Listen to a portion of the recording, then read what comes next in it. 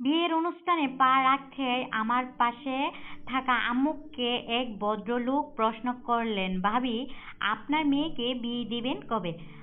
আম্মু তার পাতলা দু ঠোঁটে হাসির রেখা জড়িয়ে দিয়ে কিছু একটা বলতে যাচ্ছেন, এমন সময় একজন পুরুষ মানুষের উম, জোরালো গলায় আওয়াজ ভেসে আসলো, যারা এখনো খায়নি তারা তাড়াতাড়ি চলে আসুন আর বসে পড়ুন।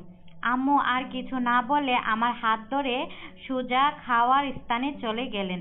মনে মনে বেশ খুশি হলাম, কারণ আমি এখানে থেকে সরে আসার বাহানাই খুঁজছিলাম। খাবার স্থানে গিয়ে দেখি এখানে অনেক মানুষের খাওয়া বাকি। বিয়ে বাড়ি আসা সব মেয়েরাই আমার বউ মনে হচ্ছে, এত সাজ সাজ সেজে যে আমি আবার আম্মুকে বলে বসি, আম্মু দেখো এই যে নতুন বউ। আম্মু তখন বলে, ধুর, এটা তো পাশের বাড়ি মর্জিনা, আর এটা হলো ছকিনা।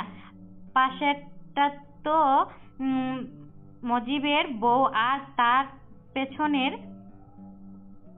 পেছনেরটা মুকেলেসের শালি।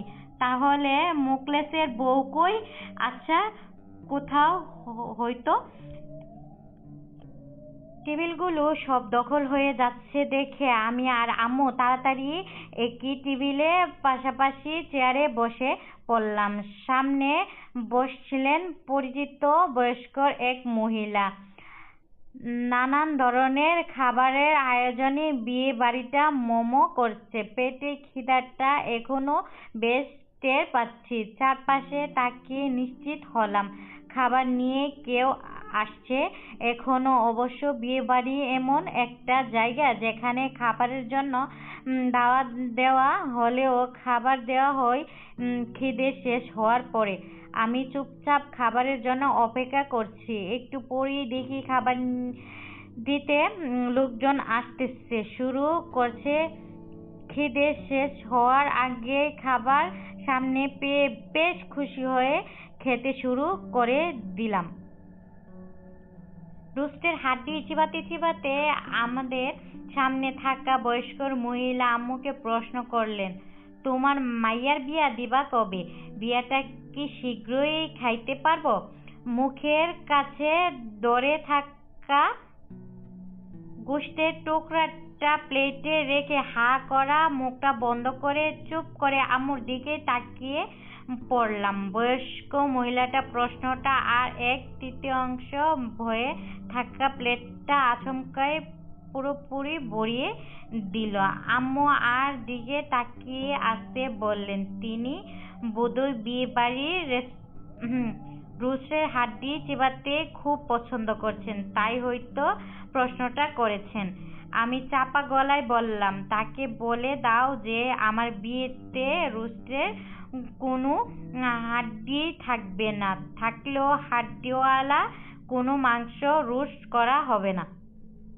আম্মু অবাক হয়ে বলে, মেয়েটা বলে কি? মুরগিতে হাড্ডি ছাড়া কত মাংস কই পাবি? আমিও বিষয়ে আর কোনো কথা না বলে বললাম, আমি আর খাবো না, পেট ভরে গিয়েছে। আম্মু একবার চোখ বড় করে বললেন, এত তাড়াতাড়ি কিসের পেট ভরেছে? আস্তে আস্তে খা। আমি অসহায়ের মতো আম্মুর দিকে তাকিয়ে রইলাম। আম্মু বললেন, ভাতগুলো না খাস, মাংসগুলো খা। উপায়হীন আমি মাংসের টুকরাগুলো মুখের মধ্যে পুরে দিয়ে ওষুধ মনে করে খেতে লাগলাম। এমন সময় খাদিমদার এসে আম্মুকে জিজ্ঞেস করলেন, আপা, আপনাকে মাংস দিব? আম্মু হেসে বললে, জি দিন। খাদিমদার আমাকে মাংস দিতে এলে বললাম, না না, আমাকে দিয়েন না। অমনি পাশ থেকে আম্মু ধমকে সুরে বললেন, কেন? কেন হয়েছে কি? মাংস দিন, ওকে মাংস দিন। আমি চুপ করে প্লেটের মাংসের দিকে তাকিয়ে রইলাম। তারপর একটা মাংস মুখে পুরে দিয়ে খানিকক্ষণ চিবিয়ে পানির গ্লাসটা হাতে নিলাম, পানির সাহায্যে চিবানো মাংস গিলবো বলে। খাদিম হেসে আম্মুকে বললেন, আপা মেয়ে তো আল্লাহ মাশাআল্লাহ। তো বিয়ের বিয়ের বিষয়ে কিছু ভাবছেন? মেয়েকে বিয়ে দিবেন কবে? অমনি আমার কাশি শুরু হয়ে গেল। আম্মু তাড়াতাড়ি আমার দিকে তার পানির গ্লাসটা এগিয়ে দিলেন। পিঠে আস্তে আস্তে হাতে তালু দিয়ে ঘষতে লাগলেন। খাদিমদার ততক্ষণে বিদায় হয়ে গেলেন। বয়স্ক মহিলা খাওয়া শেষ করে উঠে গেলে তার চেয়ারে মধ্যবয়স্ক এক লোক হাতে খাবার ভর্তি প্লেট নিয়ে বসে পড়েন। আম্মুর সঙ্গে কুশলাদি বিনিময় শেষে মুখে এক লোকমা খাবার তুলে তিনি আম্মুকে প্রশ্ন করলেন, ভাতিজির বিয়ে খাবো কবে? ভাবি বিয়েটা দিবেন কবে? আম্মু কোনো জবাব না দিয়ে ঠোঁট প্রসারিত করে হাসলেন। আমি তাড়াতাড়ি হাত ধুয়ে চেয়ার ছেড়ে উঠতে গজগজ করে বললাম, একটা বিয়ে খাওয়া শেষ করতে পারিনি এখনো, অমনি আরেকটা বিয়ে খাওয়ার নিশ্চিত। আগে তো প্লেটের খাবার শেষ করেন ভাই। আম্মু পাশ থেকে ঝাড়ি দিয়ে বললেন, আস্তে বল, শুনবে তো। আর সে তোর চাচা হন। ভাই বললি কেন? কোনো কথা না বলে চুপ করে সামনে হাঁটতে লাগলাম। খেয়ে দিয়ে বউ না দেখে চলে যাওয়াটা অভদ্রতার পর্যায়ে পারে ভেবে বউ দেখলাম, সেজন্য আমি আর আম্মু বউয়ের ঘরের দিকে চললাম। বউর রুমে জোর হয়ে আছেন অনেক মহিলারা। আমাদেরকে দেখতে এক ভদ্রমহিলা মিষ্টি থালা নিয়ে এগিয়ে এসে আম্মুর মুখে মিষ্টি পুরে দিয়ে বললেন, আমাদের ছেলের বিয়ের মিষ্টি খান, সামনে আপনার মেয়ের বিয়ের মিষ্টি খাবো। আম্মুকে মিষ্টি দিতে চাইলে আমি আর করলাম। আম্মু মিষ্টি গালে নিয়ে চিবাতে চিবাতে বললেন, তা তো অবশ্যই, মেয়ে যখন হয়েছে বিয়ে তো দিতেই হবে। তা কিছু ভেবেছেন? মেয়ের বিয়ে দিবেন কবে? আম্মু কিছু বলার আগে আমি আম্মুর হাত ধরে টানতে টানতে রুমের বাইরে নিয়ে এলাম। কি হচ্ছে তোর? ওয়াশরুমে যাবি? না, ওনারা এত বিয়ে বিয়ে করে কেন? ও ওই কথা। আমি তো ভাবছি মাংস খেয়ে বুঝি তোর পেট খারাপ হয়েছে। খেলাম তো মাত্র, এখনো হজম হতেই পারলো না। এত তাড়াতাড়ি কারো পেট খারাপ হয়? তুমি ওনাদের কথা বলো, কি চান তারা?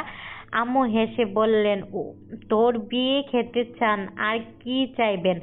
তাদের বলে দিব আমার বিয়েতে উপহার ছাড়া কাউকে খেতে দিব না। আর ওসব মশারি চামর খুশকি এসব অবস্থা উপহার আনলে হবে না। চুপ কর, কিসব বলছিস? আমরা কেন এসব করব? মাগনা কোনো জিনিসই ভালো না, জানো না?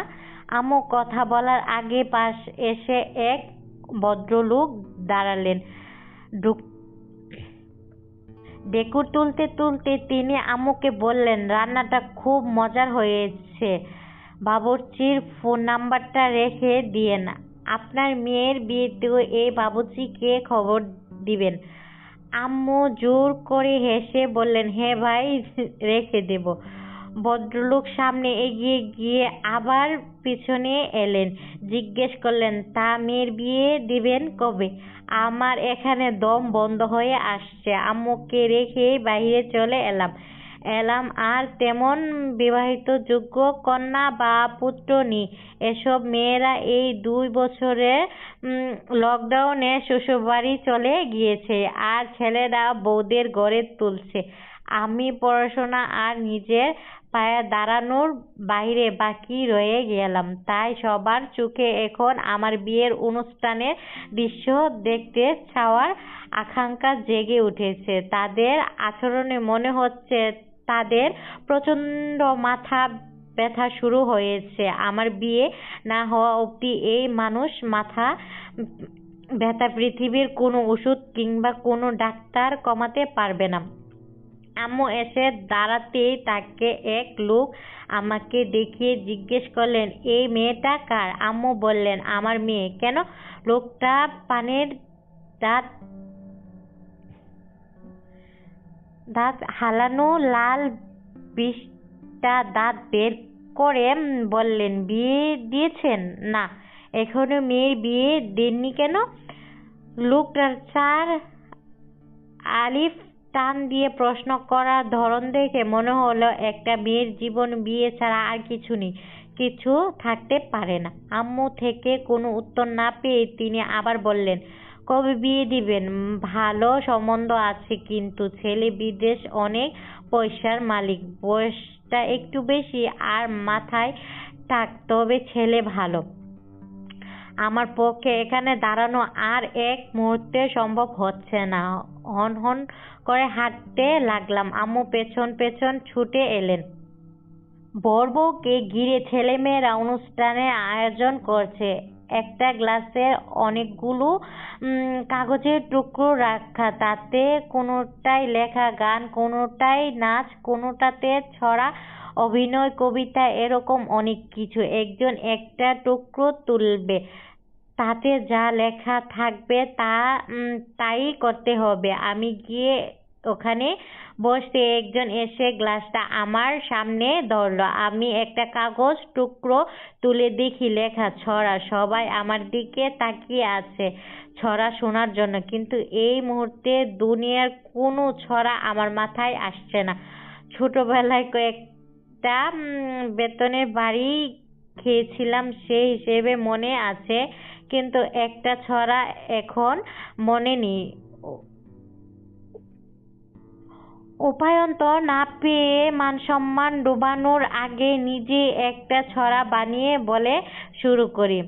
মানুষ এত এত বিয়া খায়, ব্যস্ত একটাই পর আরেকটাই, তবু আমার বাপ মায়ের জিজ্ঞায় আসুন কবে আপনার মাইয়ার বিয়া। সবাই হাততালি বদলে হু হু করে হেসে উঠলেন। একজন জিজ্ঞেস করল, ছড়ার নাম কি? বললাম, ছড়ার নাম বিয়া।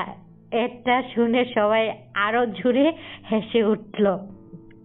সব হাসি থেকে রক্ষা পেতে বাড়ি ফেরার প্রয়োজনীয়তা অনুভব করলাম। বিয়ে বাড়ি ছেড়ে বের হব এমন সময় দেখা বেশ কয়েকজন ভদ্র খোদাদার ও খোদমদের সঙ্গে। তাদের আমাদেরকে দেখেই তাদের মুখে জেগে ওঠা হাসিটা জানান দিল তারা আমাদেরকে বেশ ভালো করেই চিনেন। পরে দেখি আমার আম্মু তাদের চেনেন, শুধু আমি তাদেরকে চিনি না।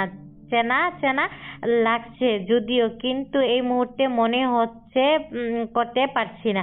মানসিক অশান্তিতে ভোগা মস্তিষ্কের টানে আর মানসিক চাপ না দিয়ে আমি তাদের দিকে ফেল করে তাকিয়ে রইলাম। আমাদের মেয়েটা তো দিনে দিনে আরো বড় হয়ে যাচ্ছে ভাবি। বিয়ে শাদী কিছু চিন্তা করছেন? ভদ্রমহিলার পরোক্ষভাবে আমার বয়স বেড়ে যাওয়া নিয়ে খোঁচা দিচ্ছেন। সেটা আমার মা জননী বুঝতে না পারলেও আমি বেশ বুঝতে পারি। আম্মু চুপ থাকা দেখে অন্য একজন কোনো ধরনের ঘুর-পেঁচ ছেড়ে সরাসরি প্রশ্ন করলেন, আপনার মেয়ের বিয়ে দিবেন কবে? আমি আম্মুর বিবৃত হওয়া মুখটার দিকে তাকিয়ে বিড়বিড় করে বললাম, এরা আসলে কারা? কোথা থেকে এলো এরা? আম্মু বকুনি দিয়ে বললেন,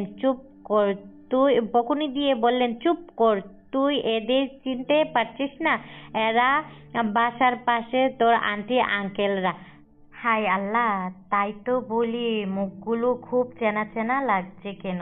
স্মৃতি হারিয়ে ফেলা মানুষের মতো আমি তাদের মুখগুলো মনে করার চেষ্টা করে যাচ্ছিলাম এতক্ষণ। বিড়বিড় করে আম্মুকে বললাম, না চেনার কি আছে? আঙ্কেলদের দাড়ি, গোঁফ, চুল তো সব পাকা ছিল।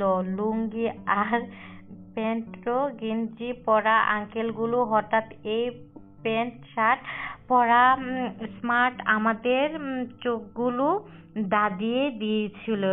এখন বুঝতে পারছি।